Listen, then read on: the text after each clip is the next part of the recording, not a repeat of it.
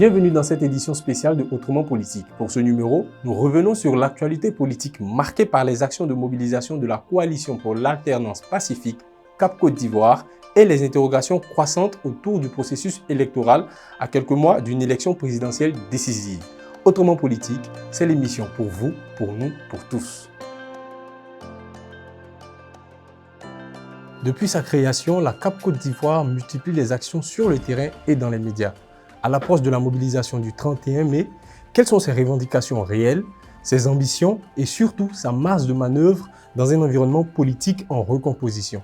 Pour en parler, nous avons le plaisir de recevoir Mme Simone Eyivé-Gbagbo, ancienne première dame de Côte d'Ivoire et présidente du mouvement des générations capables MGC. Bonsoir madame. Bonsoir. Bienvenue sur notre plateau. Merci beaucoup. Avant d'aborder le premier thème de notre échange, j'aimerais vous demander de partager avec les téléspectateurs le fait d'actualité qui vous a le plus marqué ces derniers jours. Bon, je pourrais évoquer les travailleurs, les transporteurs de la MATCA qui se sont fait disperser dans la violence avec des blessés au cours d'une de leurs manifestations.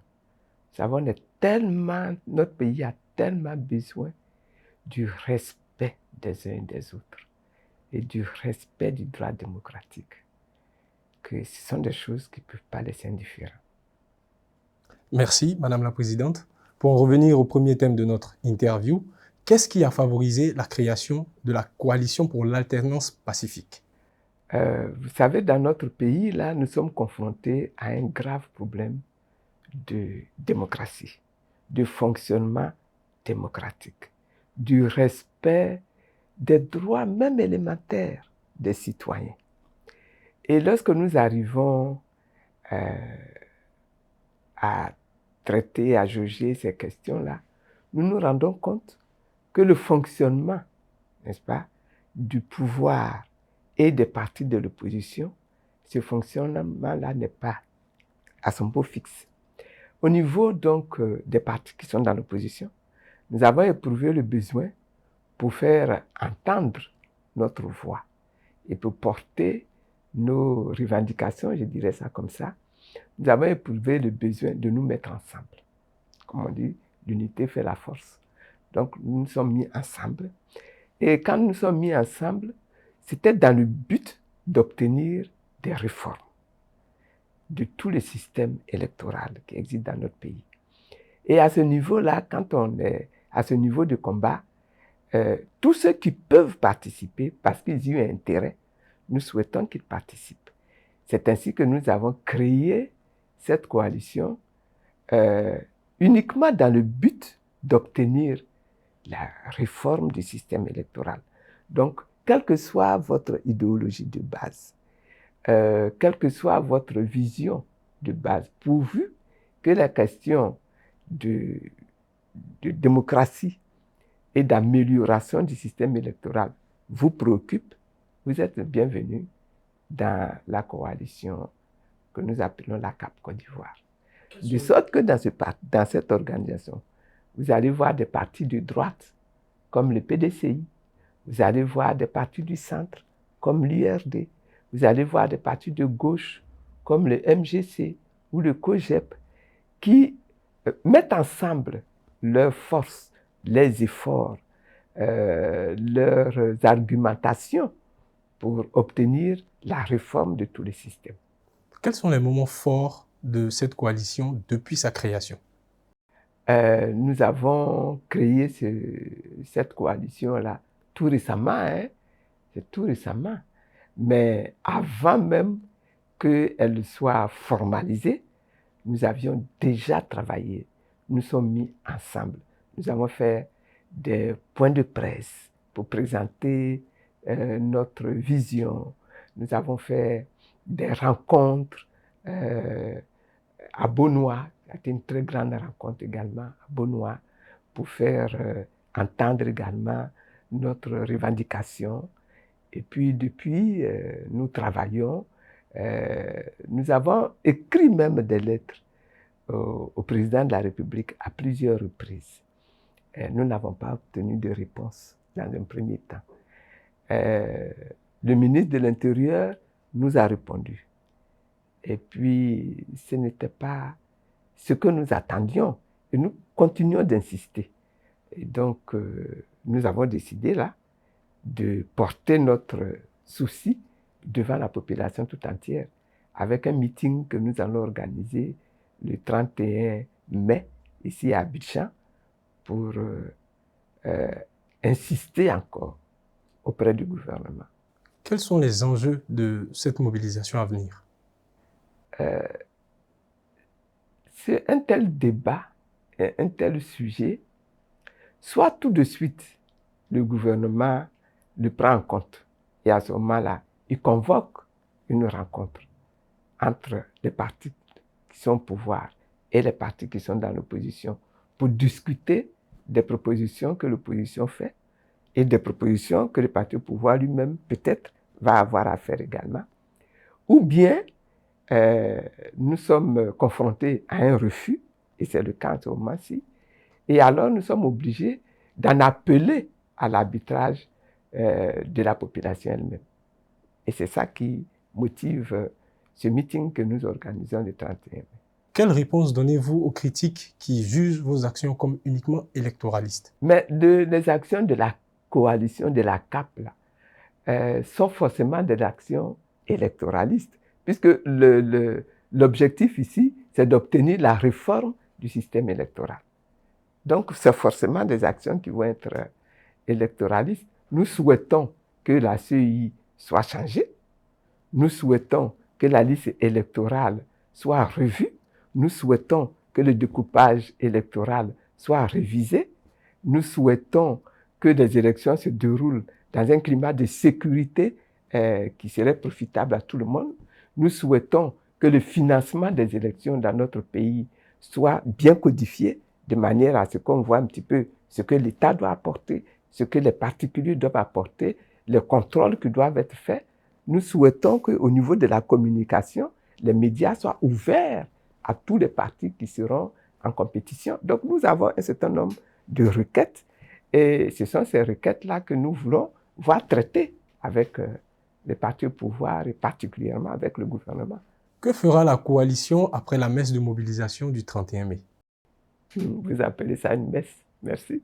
Ça signifie que vous augurez que ce jour-là, il y aura un monde fou et c'est ce que nous souhaitons. Vous savez, avant même ce meeting, nous avons engagé une série de rencontres avec des organisations, des autorités politiques, des structures de la société civile, etc., pour exposer notre point de vue, notre vision des élections et nos revendications. Après le meeting, nous allons continuer dans le même sens. Nous allons continuer et nous allons toujours insister jusqu'à ce que la porte s'ouvre. Quelle stratégie adopterez-vous si le gouvernement reste fermé à ces revendications? Vous le verrez en temps voulu. Un dernier message à l'endroit des téléspectateurs avant d'aborder le deuxième thème de notre échange. Ce que je voudrais dire à la population tout entière, hein, c'est que 2025, là, pour la Côte d'Ivoire, c'est une année charnière. C'est une année où nous allons avoir des élections présidentielles. Nous avons connu des élections présidentielles avant 2025. Et les choses se sont mal passées, les choses ont dérapé. Entre 2002 et 2010, nous avons même connu dans notre pays une guerre civile. Notre souhait, c'est que plus jamais nous ne connaissions en Côte d'Ivoire une guerre civile. En 2020, nous avons eu tellement de violence au cours des élections, au cours même des meetings et des rencontres préalables aux élections, que nous avons eu des morts. Des morts. Nous avons vu dans notre pays des gens jouer avec la tête d'un jeune qu'on venait de décapiter. Notre souhait, c'est que plus jamais dans notre nation-là, nous ne vivions de telles situations. Et c'est la raison pour laquelle nous appelons le gouvernement, le pouvoir à s'asseoir. Vous savez, quand vous dirigez un pays, vous qui êtes au pouvoir, c'est vous qui avez toutes les clés en main. Vous avez la sécurité avec vous. Donc l'armée, la police, la gendarmerie, vous avez avec vous. Vous avez la justice avec vous. Vous avez les tribunaux, vous avez les juges avec vous. Vous avez tous les systèmes, n'est-ce pas, politiques avec vous, qui gèrent l'international et le national. Vous avez les préoccupations des populations également qui vous ont soumis avec le ministère de l'Intérieur, avec le ministère de l'Économie et des Finances, avec le ministère de la Fonction publique. Vous avez tous ces leviers avec vous. Donc, c'est vous qui devez mettre bas la terre pour écouter ce que l'opposition demande. Si vous ne le faites pas, vous créez la violence. Révision de la liste électorale, ceux y contestés appellent un scrutin plus inclusif. Le climat préélectoral est plus que jamais sous tension. Quel scénario se dessine pour octobre 2025?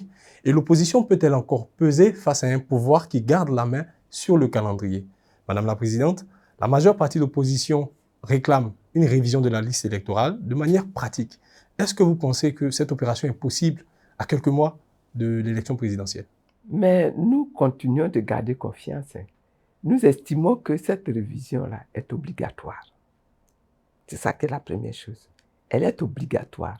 En Côte d'Ivoire, là, nous ne devons pas aller à des élections sans que le système électoral ait été révisé. Voilà la base. Et c'est la raison pour laquelle nous avons pris notre bâton de pèlerin pour poser ce problème-là au gouvernement et à toutes les institutions qui sont en Côte d'Ivoire depuis 2023 et plus formellement depuis 2024. Voilà. Et nous continuons d'insister sur la question.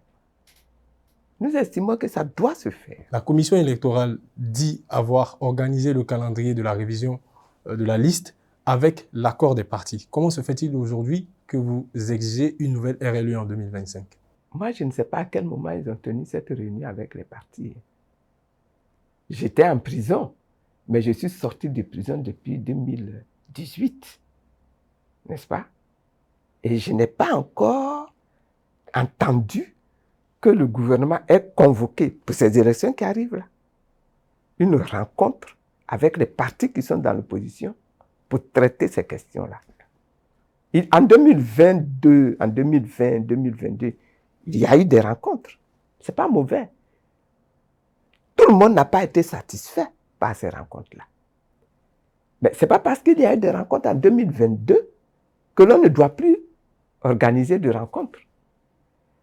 Quand on est au pouvoir, là, c'est ça le rôle, c'est de discuter avec son opposition pour formaliser de plus en plus, se rapprocher de plus en plus de la perfection démocratique. La commission électorale indépendante affirme avoir convenu avec les partis d'opposition de l'organisation d'une révision de la liste électorale toutes les 2 ans, en lieu et place de chaque année. Pourquoi? Moi, je ne sais pas à quel moment cette décision a été retenue. Et si même les partis avaient donné leur accord, mais la CEI, là, son rôle, c'est d'appliquer la loi. Il ne peut pas dire qu'il s'est entendu avec les partis. Son rôle, c'est d'organiser chaque année la révision de la liste électorale. C'est ça son rôle. Et c'est ce que nous lui avons demandé même en 2024. En 2024, ils ont lancé une RLE de 1 mois. On leur a dit que 1 mois, là, ce n'est pas suffisant. Parce que c'est toute l'année que le citoyen doit avoir pour se faire inscrire sur la liste électorale. Ce n'est pas 1 mois.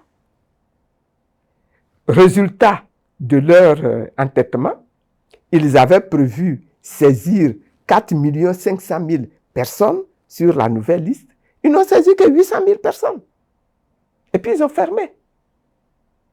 Et nous leur demandons, refaites une RLE en 2025. Ils refusent de faire une RLE en 2025. Donc, avec quel parti ils se sont assis? Avec quel parti ils ont discuté? Avec quel parti ils ont obtenu des accords? Et je dis, même s'ils avaient fait des rencontres avec les partis, eux là, ils ne sont pas autorisés à violer les lois. Et donc, ils ne peuvent pas être ceux qui autorisent d'autres personnes à violer les lois. Ils n'ont qu'à commencer par eux-mêmes respecter la loi et la mettre en application. La CEI a affirmé vouloir organiser une RLE en 2025, en décembre 2025. Que répondez-vous à cela? Moi, je me dis que ou bien ils veulent se moquer des Ivoiriens, ou bien ils sont vraiment de mauvaise foi. À quoi servira une RLE qui va être organisée après les élections? La RLE, là, c'est pour que le maximum de citoyens puissent s'inscrire pour participer aux élections. S'ils ne peuvent pas être inscrits pour participer aux élections présidentielles, qui sont les élections les plus importantes dans une nation, à quoi ça sert d'aller faire une RLE après ces élections-là? C'est tout à fait aberrant comme réponse. Autre point de revendication, c'est la dissolution de la CEI. Pourquoi exigez-vous la dissolution de cette institution? Vous savez, la CEI dont nous avons rêvé, c'est une institution. Ce n'est pas juste un petit organe. C'est une institution qui est chargée d'organiser les élections et qui a un fonctionnement autonome. C'est pour ça que nous l'avons appelée commission électorale indépendante. Elle n'a pas à aller prendre des consignes auprès d'un gouvernement. Voilà comment nous l'avons souhaité et voilà comment nous l'avons créé. Et puis, au fur et à mesure, vous avez vu qu'il y a eu des réformes pour réduire les compétences, pour réduire même les pouvoirs de cet organe, parce que là, pour l'instant, c'est un organe. Et petit à petit, ils y ont introduit des représentants des partis politiques. Ils vont vous répondre que c'est les partis politiques eux-mêmes qui ont demandé à être représentés à l'intérieur de cette institution. L'expérience a été vécue donc. Et elle ne donne pas de bons résultats. Elle ne donne pas de bons résultats. Nous proposons que les partis politiques sortent de cet organe pour que ce soit un organe véritablement neutre et non pas piloté par des gens qui sont en quête de pouvoir et qui vont faire toutes les manigances pour conserver le pouvoir. Et ce n'est pas quelque chose de nouveau, ce que nous proposons. Vous avez un certain nombre de pays dans lesquels les choses fonctionnent de la sorte. Allez au Ghana, c'est pareil. Allez au Canada, c'est pareil. Vous voyez? Donc, ce n'est pas quelque chose de nouveau, c'est quelque chose qui existe déjà.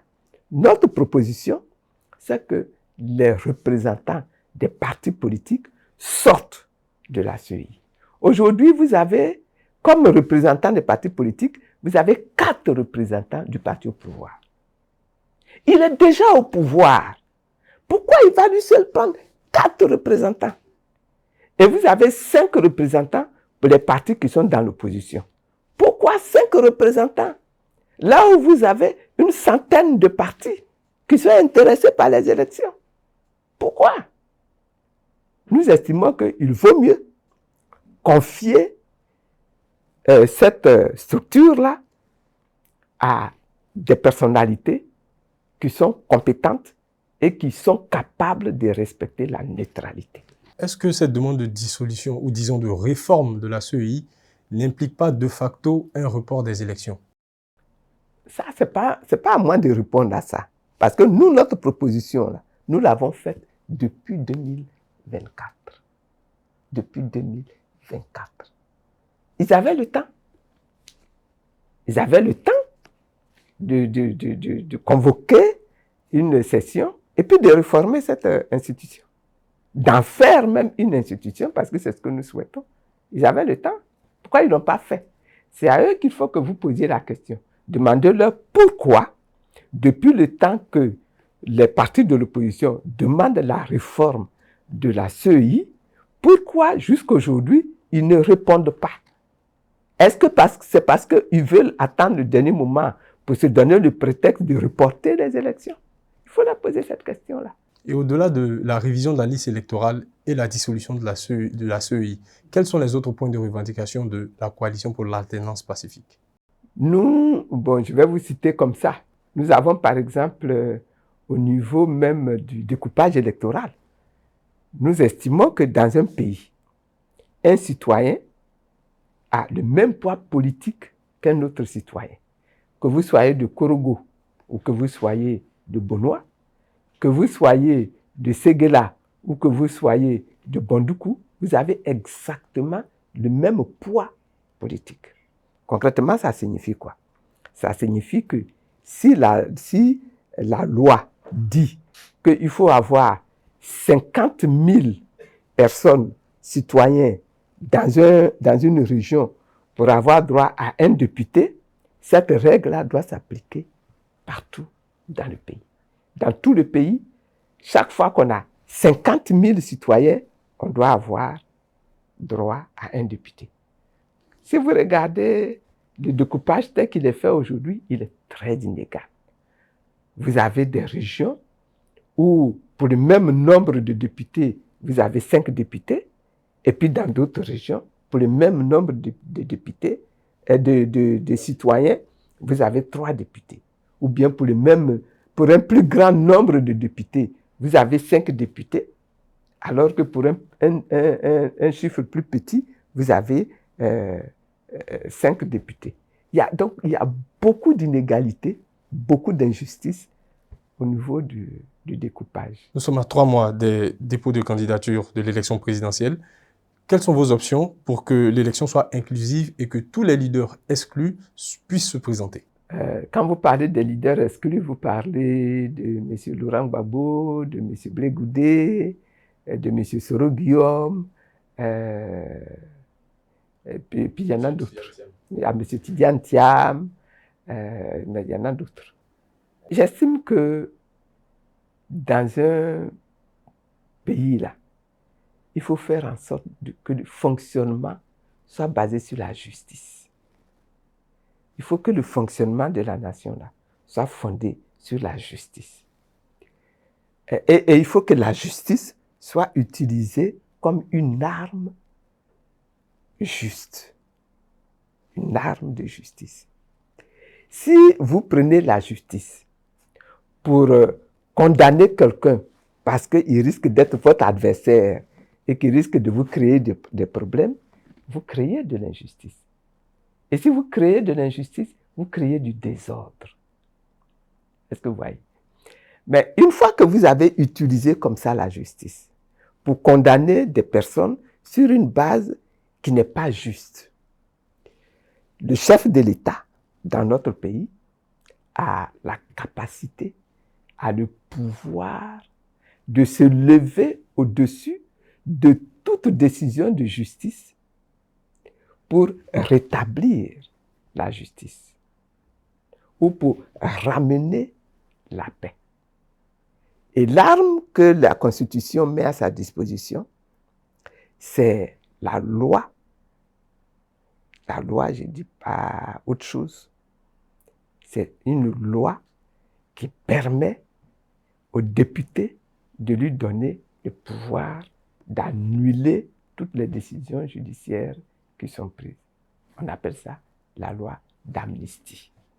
Donc c'est une chose qui est possible dans notre pays pour apaiser le climat politique. Très souvent, on est obligé d'en venir et de prendre une loi d'amnistie. C'est la compétence et le pouvoir du chef de l'État.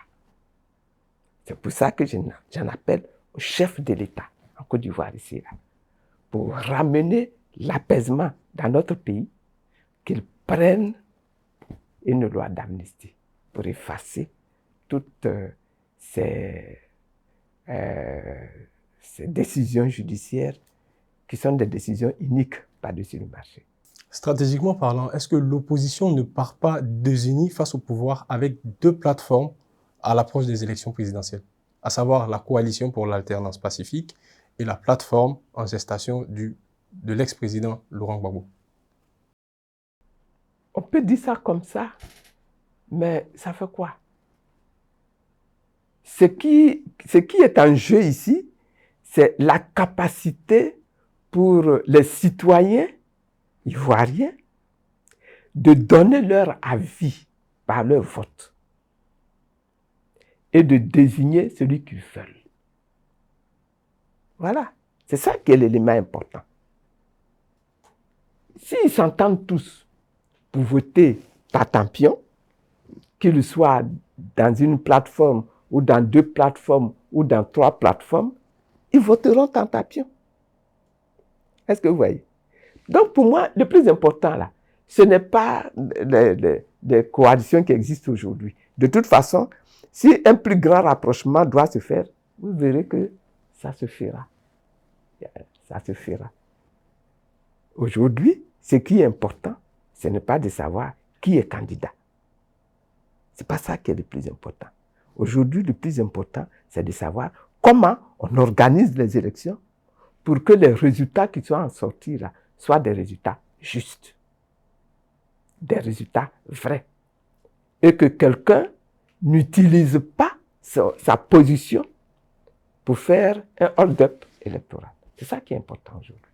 Madame, nous sommes au terme de notre entretien. J'aimerais vous demander, avant de clore cette émission, de partager avec les téléspectateurs et pourquoi pas les acteurs politiques un dernier message. Je voudrais dire à mes frères, à mes sœurs, à mes jeunes frères de Côte d'Ivoire que la Côte d'Ivoire, comme le reste de l'Afrique, est aujourd'hui dans une situation qui est très délicate, où elle est sollicitée par l'avenir. Le défi à relever aujourd'hui, c'est le défi de la maîtrise du destin de la Côte d'Ivoire par les Ivoiriens eux-mêmes. Et ça passe par plusieurs choses. Ça passe par la maîtrise de tout ce qui est projet et développement économique. Ça passe par la maîtrise de tout ce qui est vision et projet de développement personnel, intellectuel, scientifique et donc l'éducation. Ça passe par la maîtrise de tout ce qui est équipement social, équipement économique, etc., de la Côte d'Ivoire et de l'Afrique. Ça passe par la maîtrise de tout ce qui est besoin sécuritaire pour nos populations. Ça passe par la maîtrise par les Ivoiriens eux-mêmes de toutes les ressources que Dieu a mis à leur disposition. Foncier, aujourd'hui, la question foncière est devenue une question importante dans notre pays. Agriculture, ressources minières, maîtrise de nos eaux, de notre mer, maîtrise de notre énergie, pour que nous soyons vraiment souverains. Pour y arriver là, il faut que les Ivoiriens, dans leur ensemble, soient sécurisés dans l'existence qu'ils mènent, n'est-ce pas? Dans le respect de leurs droits, dans le respect de leurs souhaits, de leurs désirs, de leurs volontés, dans le bon traitement de leurs besoins. Tout cela, c'est quelque chose d'extrêmement important. Et donc, quand on arrive à une période comme ça, où nous avons des élections, nous avons le devoir de faire en sorte que les dés ne soient pas pipés à l'avance. Nous avons le devoir de faire en sorte que les choses se déroulent dans le respect de nos règles, de nos lois, de nos vies. Et c'est pour ça que ça devient un débat important. La question de la souveraineté, la question de la démocratie, ça devient un débat important. Le fonctionnement de la CEI devient quelque chose d'important. La manière dont les structures à la base de la CEI qui vont gérer les élections locales sont administrées, gérées et fonctionnent, ça devient quelque chose d'important. Et moi, j'en appelle à tous les citoyens ivoiriens pour leur faire comprendre que ce débat-là, il ne concerne pas que les partis politiques. Il concerne chaque citoyen de la nation. Parce que c'est chaque citoyen de la nation qui va être redevable, qui va profiter ou qui va souffrir des décisions qui vont être prises. Je souhaiterais que les Ivoiriens l'entendent bien et qu'ils fassent en sorte que notre pays évite une confrontation qui va encore aboutir à de la violence et à des morts. C'est vraiment un appel que je fais et que je lance non seulement au parti au pouvoir, mais que je lance à toute la population, à tous les partis politiques dans la nation. À l'approche d'une présidentielle décisive, les lignes bougent, les positions se précisent, mais les incertitudes demeurent. Nous continuerons à décrypter les dynamiques politiques fortes du moment avec des invités clés, à l'instar de notre invité du jour. Merci Madame la Présidente d'avoir accepté de répondre à nos questions. Merci à vous de m'avoir prêté votre micro. Quant à vous, très chers téléspectateurs, nous vous donnons rendez-vous dans une semaine, même heure, même canot. Bonne soirée à tous. Avant de couper, est-ce que vous pouvez me permettre, puisque bientôt nous allons avoir la fête des mères, Allez-y. de souhaiter bonne fête à toutes les mamans de Côte d'Ivoire. Que Dieu les bénisse. Amen.